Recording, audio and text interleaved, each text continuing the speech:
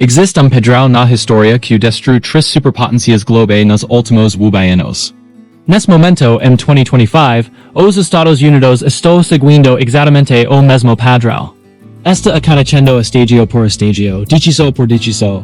Quase como se estivéssemos lendo o mesmo roteiro que levou à catástrofe todas as vezes anteriores. E19, a Espanha era o império mais rico da terra. Eles controlavam metade do ouro e da prata do mundo. Seu exército dominava a Europa. Sua moeda era cida em todos os lugares. Em 80 anos, eles estavam falidos. Tornaram-se uma potência de segunda classe que nunca se recuperou. Em 1914, a Grã-Bretanha governava o maior império da história humana. O sol nunca se punha no território britânico. A libra esterlina era a moeda de reserva global. Em 6 anos, o império desapareceu.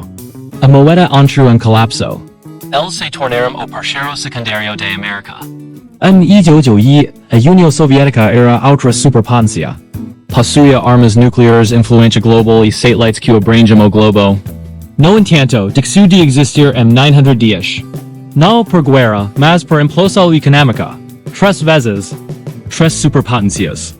3 colapsos completos, todos seguindo exatamente a mesma sequência. E é isso que deveria terrorizar os Estados Unidos de completaram 5 dos 7 estágios. Não estamos nos aproximando do padrão. Estamos mergulhados nele.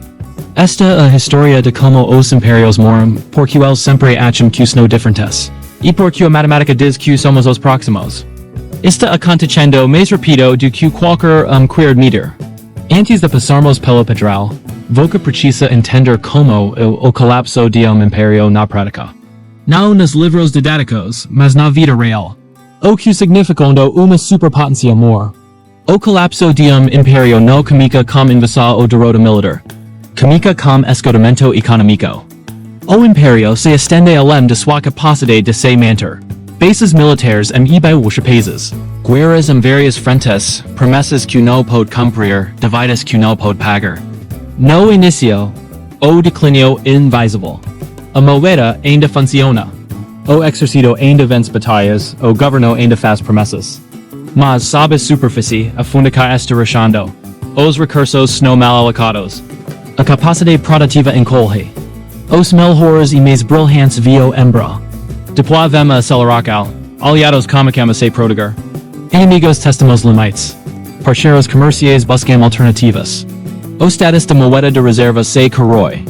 E de repente, as vantagens que te tornaram poderoso se transformam em vulnerabilidades. Sua moeda, antes desejada por todos, falta em massa para casa. Seu exército, espalhado pelo mundo, torna-se insustentável. Suas promessas, antes garantidas pela forca, tornam-se palavras vazias. Isso não é teórico. Foi o que aconteceu com a Espanha, a Grã-Bretanha e a União Soviética. E aconteceu porque eles tomaram exatamente as mesmas decisões que estamos tomando agora. Eles acreditavam que seu poder era permanente. Eles se expandiram militarmente de forma excessiva. Eles desvalorizaram sua moeda. E se recusaram a aceitar a realidade que o colapso já estivesse em andamento. Vamos ver como isso aconteceu de fato 3 vezes, exatamente da mesma maneira. Vamos começar como o primeiro império global. A Espanha dos anos 1500 aos 1600. Este o modelo original. Depois que o Colombo descobriu as Américas em 1608, a Espanha se tornou a primeira verdadeira potência mundial.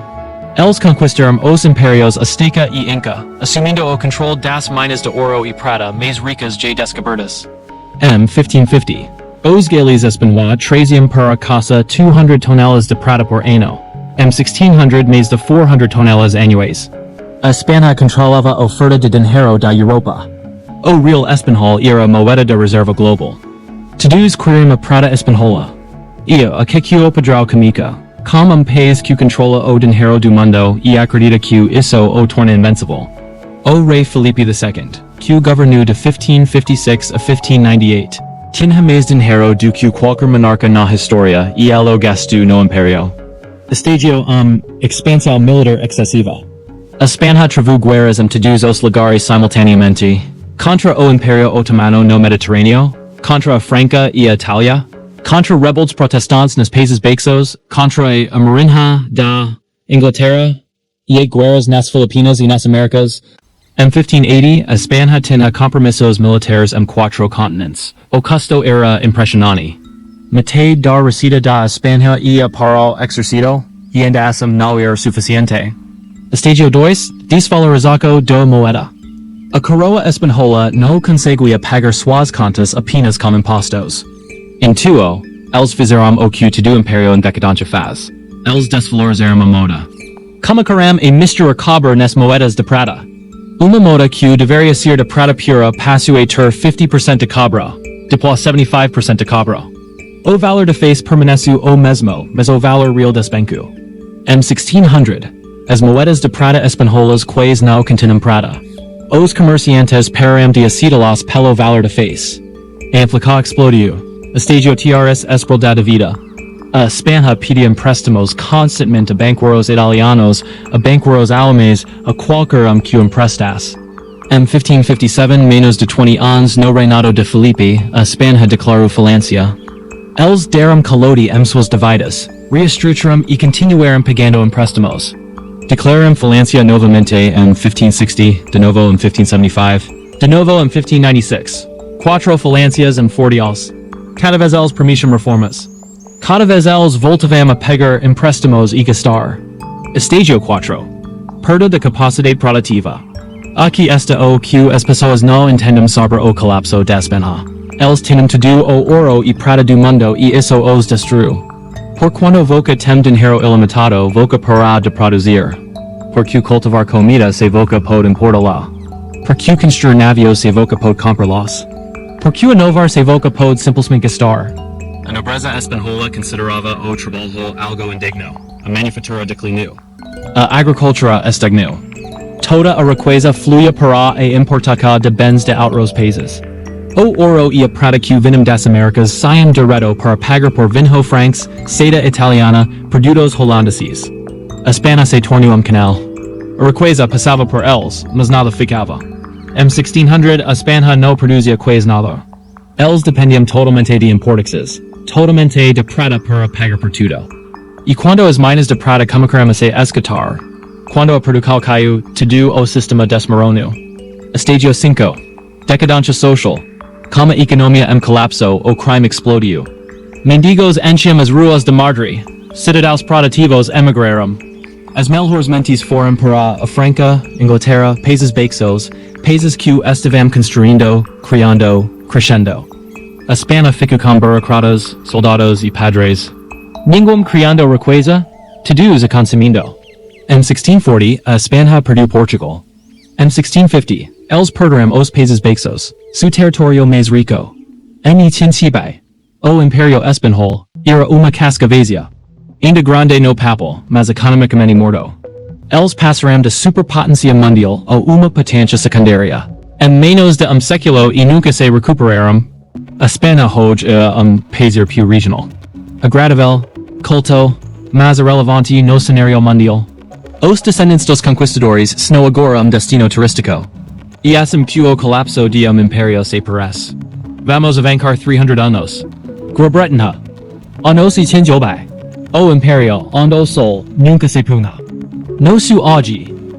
A Grã-Bretanha controlava 25% da superfície terrestre do mundo. 400 milhões de seguidores. A libra esterlina era a moeda de reserva global. Todo grande contrato comercial era denominado em libras. Todo banco central possuía títulos británicos. Londres era o centro financeiro do mundo.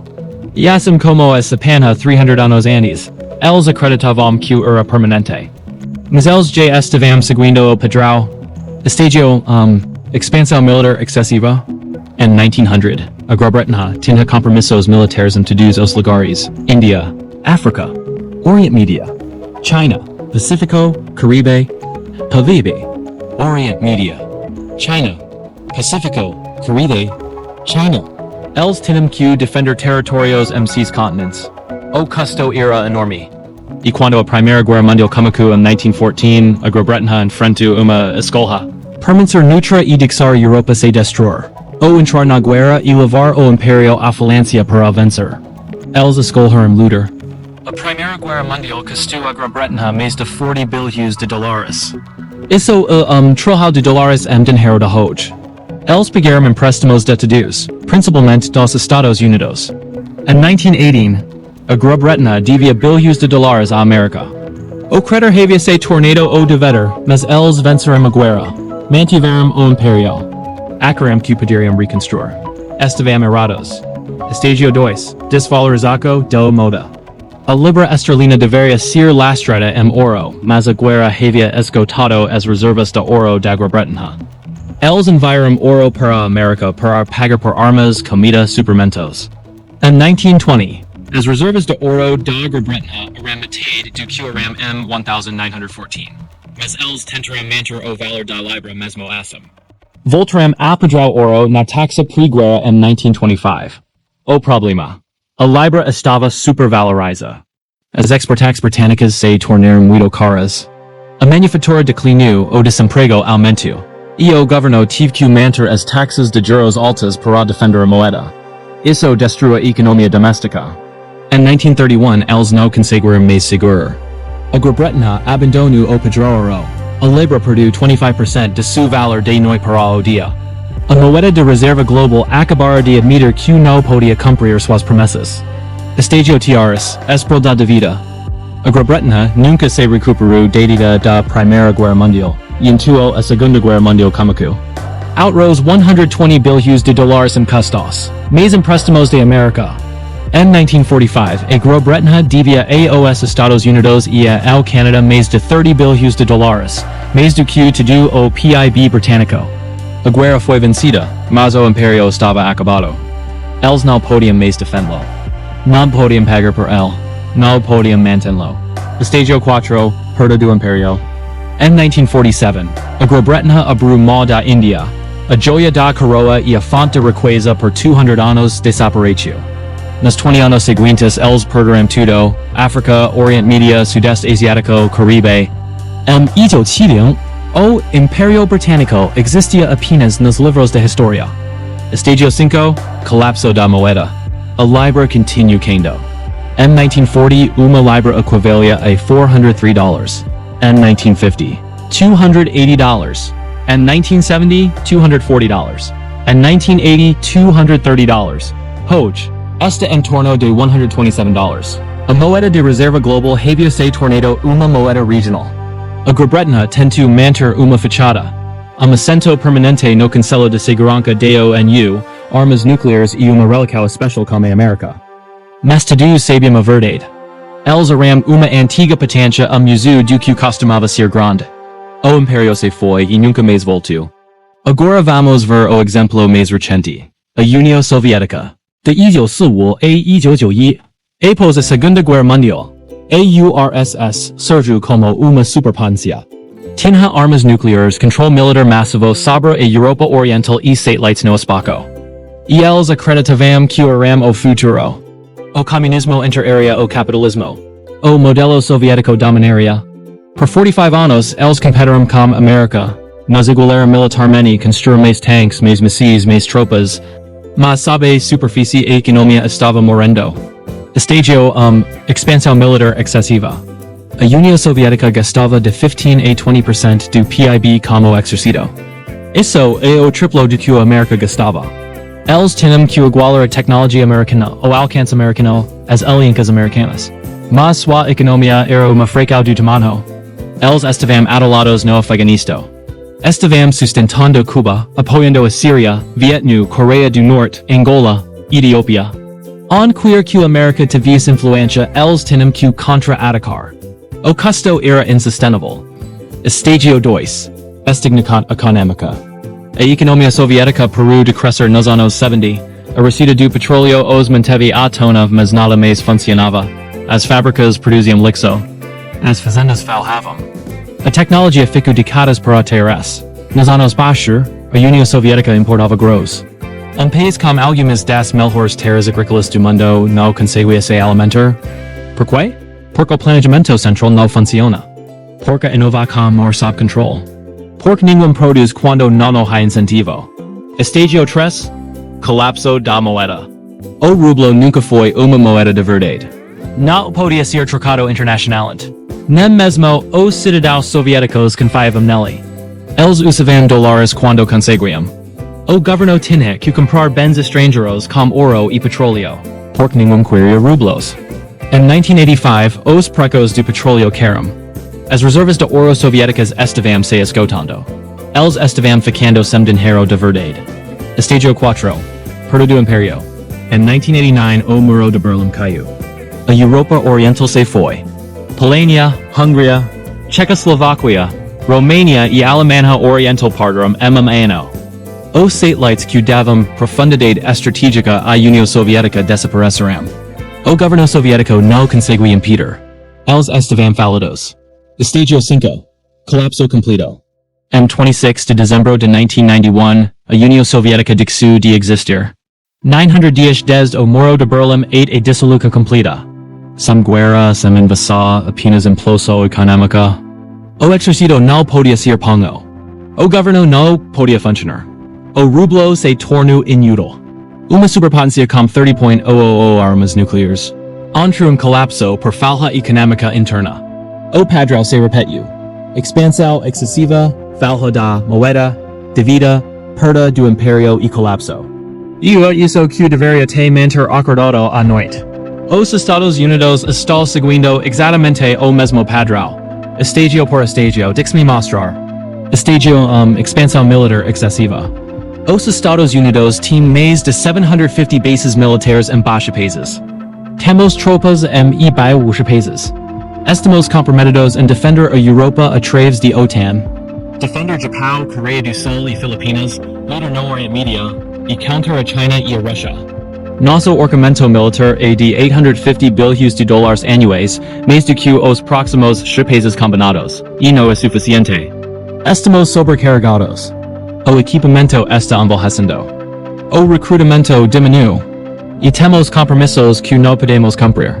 Se a China invadir Taiwan, se a Rússia avançar no território da OTAN, se o IRA fecar o Golfo Pérsico, não podemos responder a tudo isso simultaneamente.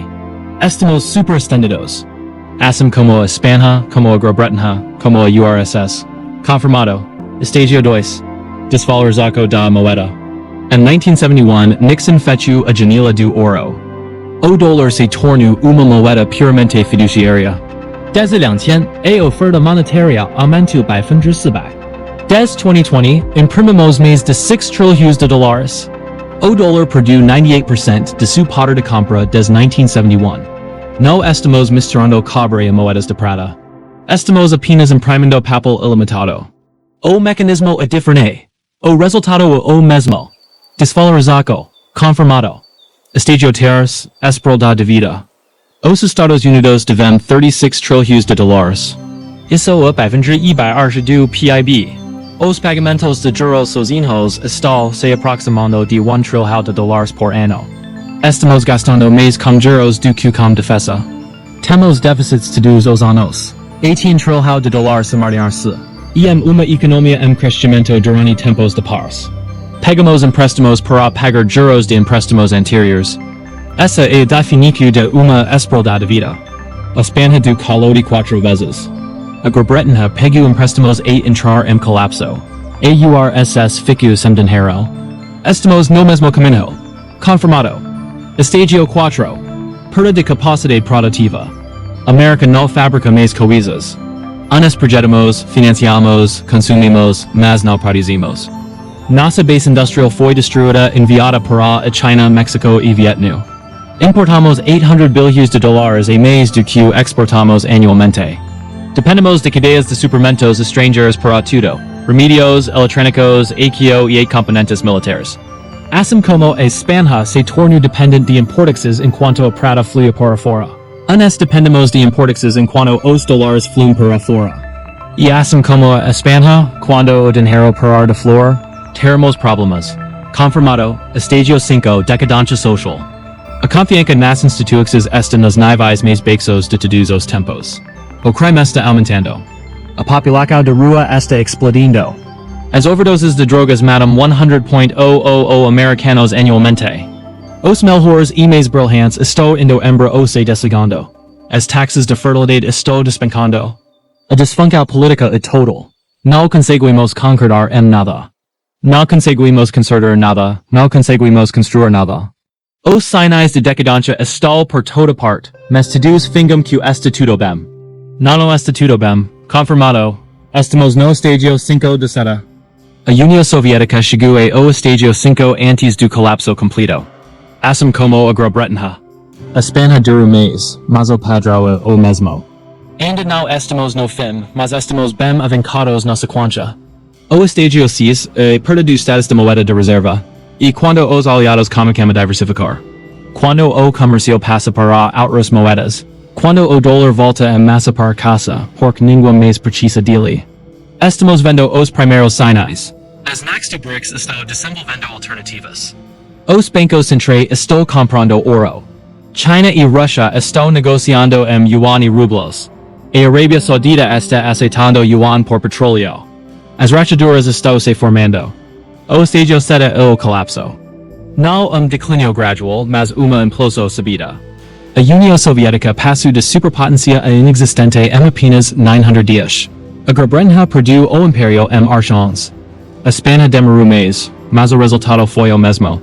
Quando a moeda de reserva falha, quando a dívida se torna impossível, quando o exercício não pode ser financiado, ele não declina graciosamente. Ele entra em colapso rapidamente, brutalmente. E todos que pensavam que isso não poderia acontecer aqui aprendem a mesma lição que todo Império aprende. Pode e acontece. TRS Impérios seguirmos padrão. Espanha, Grã-Bretanha, URSS. Cada acreditava ser excepcional. Cada acreditava ser diferente. Cada acreditava que as regras não se aplicavam a eles. Bem, eles estavam errados todas as vezes. Estamos nos contando as mesmas mentiras agora. Somos diferentes, temos tecnologia, temos o dólar, somos a América. Mas o padrão não se importa com excepcionalismo. O padrão é matemático. Você não pode gastar além de seus maiores para sempre. Você não pode manter império sem capacidade produtiva. Você não pode desvalorizar sua moeda sem consequências. Você não pode evitar os estágios 6 e 7 depois de completar 2 meio 5. A sequência está travada. A única questão é o tempo. Tenemos talvez 5, talvez menos, mas o padrão diz que o colapso está chegando. E quando chegar, não será lento, será subido. Uma crise monetária que desencadeia uma crise de dívida que por sua vez desencadeia uma crise política. De noite para o dia, a superpotência se torna canto de advertência. A moeda de reserva se torna uma moeda regional. O império se torna uma memória. Aconteceu 3 vezes antes. O padrão diz que somos os próximos. Desde 2020, aceleramos todos os estágios. Imprimimos mais dinheiro, aumentamos a dívida, expandimos os compromissos militares, esvaziamos a protocolo e fraturamos a sociedade. Não estamos mais caminhando pelo caminho. Estamos correndo por ele. E o fim invisível se evoca com esse padrão. Talvez encontremos uma saída. Talvez a América possa fazer o que a Espanha, a Grã-Bretanha e a União Soviética não conseguiram. Talvez a gente se reforme, reconstrua, restaure. Talvez desta vez seja realmente diferente. Mas o padrão diz o contrário. A matemática diz o contrário. E a história que vai impérios moram da fuma repetidamente. Diz que estamos prestes a aprender a lição da maneira mais difícil. Se isso abre seus olhos por realmente estamos na sequência. Inscreva-se. Por quando chegarmos a os estágios 6 e 7, você vai querer entender o que aconteceu e porquê. As respostas não estão escondidas no futuro. Elas estão escritas no passado. E eu vou te mostrar on procure.